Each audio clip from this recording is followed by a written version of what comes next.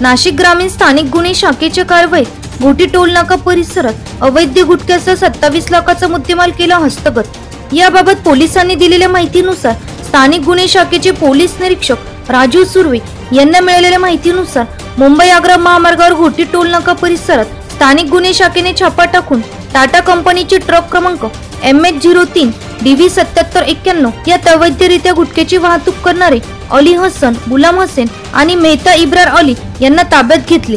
त्यांच्या ताब्यातून मुद्देमाल जप्त करत त्यांच्या विरोधात घोटी पोलीस ठाण्यात गुन्हा दाखल करण्यात आला असून पुढील तपास स्थानिक गुन्हे शाखेचे पथक व घोटी पोलीस करीत आहेत। सदरची कारवाई ग्रामीण पोलीस अधीक्षक विक्रम देशमाने, अप्पर पोलीस अधीक्षक आदित्य मिरखेलकर यांच्या मार्गदर्शनाने स्थानिक गुन्हे शाखेचे पोलीस निरीक्षक राजू सुर्वे, सहाय्यक पोलीस निरीक्षक संदेश पवार, पोलीस अंमलदार प्रकाश कासा, विनोद टिळे, प्रदीप बैरम, हेमंत गिलबिले यांनी ही कारवाई केलेली आहे। एनसीएन न्यूज साठी प्रतिनिधी रोहन दानी, नाशिक।